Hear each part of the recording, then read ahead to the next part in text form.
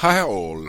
This night I am very glad to have with us a very special guest from Canada, Toronto, Sue Demeter Sinclair.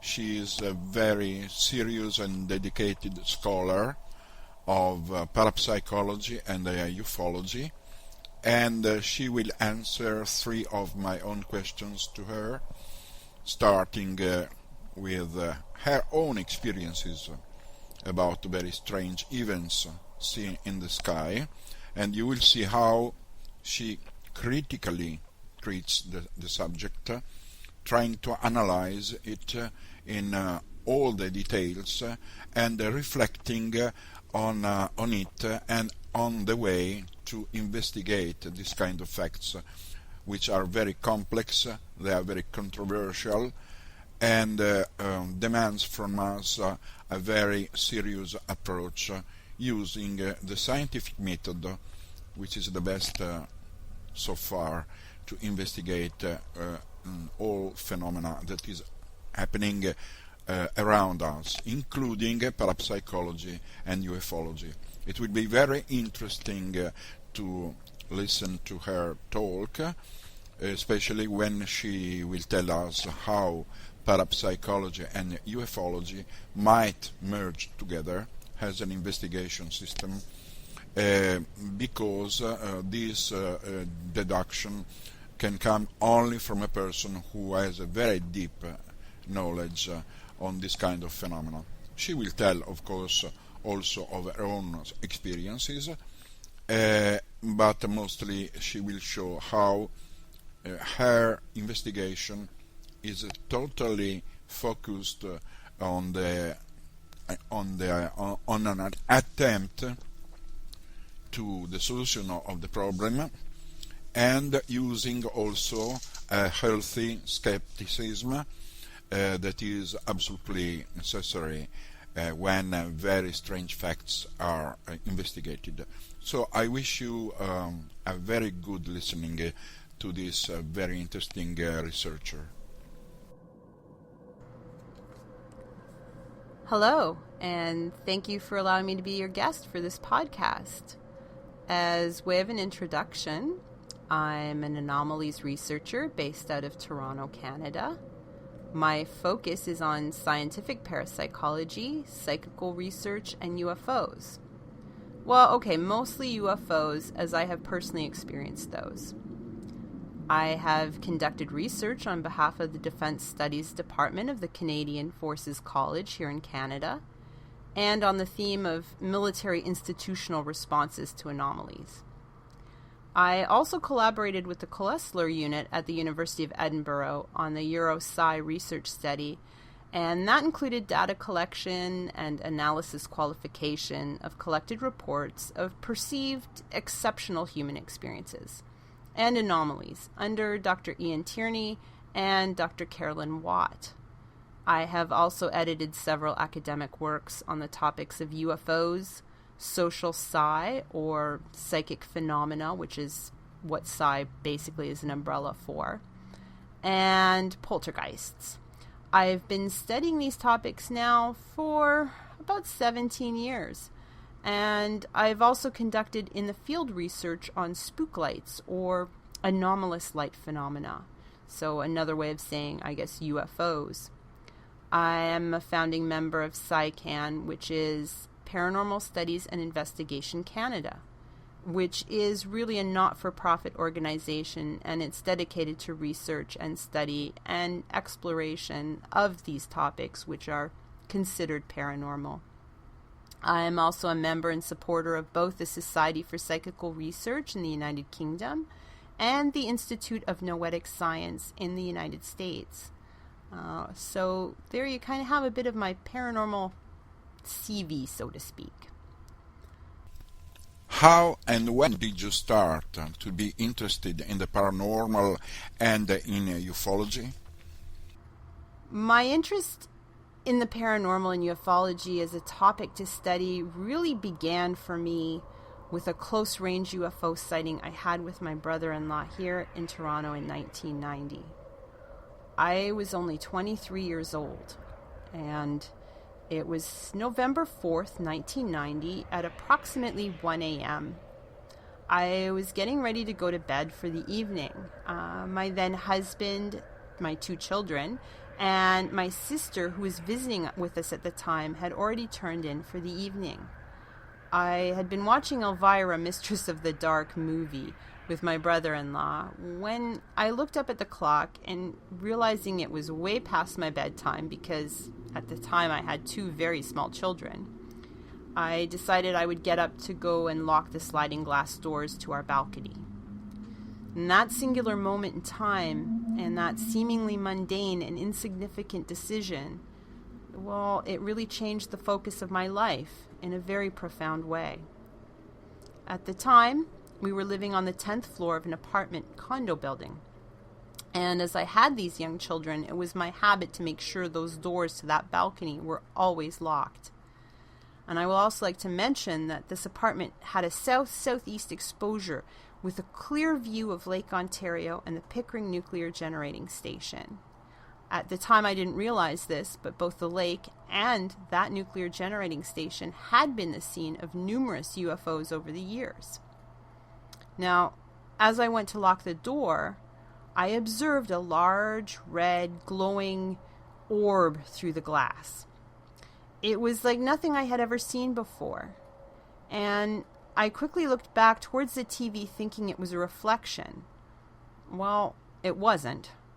So in my pajamas, and despite the fact that it was a rather cool November evening, I stepped out into the balcony in those pajamas, and I noted that the orb, for lack of better word, seemed to be in the vicinity of the nuclear power plant.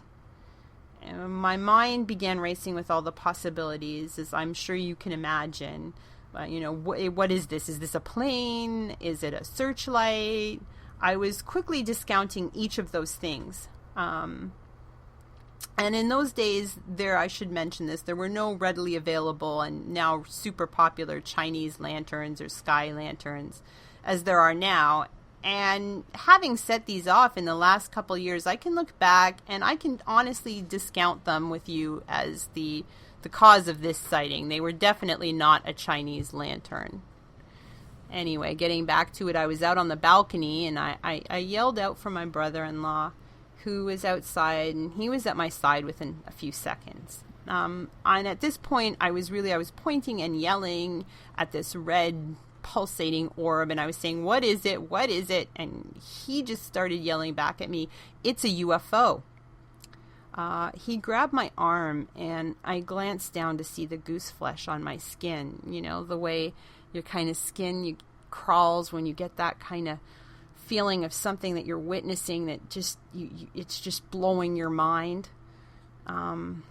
Almost immediately after that, this full moon sized orb began to sort of pulsate back and forth, and for some inexplicable reason to me, which I cannot fathom, I turned around and I said to my brother-in-law, "They know we can see them."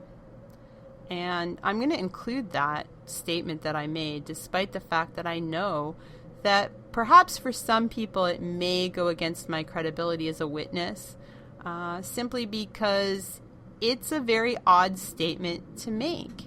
But I really want to be truthful in my recounting of everything as I remember it. And I did question my brother-in-law after, and he was the one who actually confirmed for me that I did actually say this. So I know it's odd, but again, being honest, I do want to let you know that this is something that I had said in the midst of this excitement of seeing this pulsating red glowing UFO. It appeared almost octagon in shape, to give you an idea. Now, shortly after that, it seemed to implode in on itself, and it turned into a speck. And once it turned into a speck, it shot straight up into the sky. Now, I remember at that exact moment, I looked down from our 10th floor balcony towards the street, and I saw a single car driving eastward out towards that plant. And I remember thinking quite clearly, we cannot be alone in seeing this. There must be other people who have seen this. And then after that, we both went inside after the UFO had disappeared. And I sat up in the kitchen with my brother-in-law, and we were discussing everything within our own experiences that could potentially rationally explain what we had just witnessed. And that was despite my strange comment of them and they know we can see us, or we can see them. So we were up pretty late. It's till about 4 a.m., I would say. And in that time, I kept running back and forth to the sliding glass doors just to see if it had returned, and it never did. And we didn't report the sighting at the time, I'm sad to say. I mean, in those days, there was no internet. There was no easy way to include to find or locate a UFO investigative group.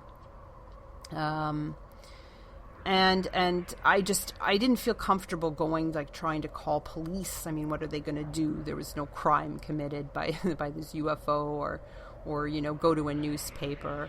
I didn't want to be viewed as a crackpot, even though I knew in my heart that I had just witnessed this truly amazing and extraordinary thing.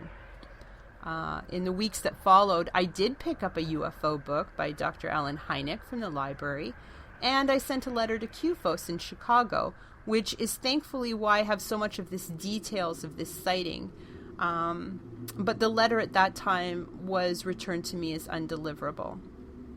Still, one of the things I do tell, and I tell people this, is if they do experience something like a UFO or any sort of thing that they consider to be paranormal, is to absolutely write down as much details while it's still fresh in your mind. Write it down as a letter, and that way you have a record of what you were feeling and thinking and seeing and observing at the time it happened. Anymore, you can also do that by making a recording using, your cell phone if you have to. But please do keep a record of that, because the mind does have a way of changing little details, or you have a way of forgetting things the more time that goes past. One of the things that I do want to mention, though, is I did that following morning, I called my father. He was a scientist and a pilot, and because he was my dad and I was bursting, I had to tell someone. I told him what had happened the night before, and I was feeling a little silly, but he quickly said to me, if you saw a UFO and you're telling me that's what you saw, then I believe you. And then he went on to tell me about his own sighting of what I now would term a daylight disc, or a flying saucer, over the skies of the Gulf of Mexico in the 1950s. And that meant a lot to me, that he was finally able to tell me about his own UFO experience, because I had so respected him as someone who was rational and had taught me critical thinking, and science had meant a lot to him.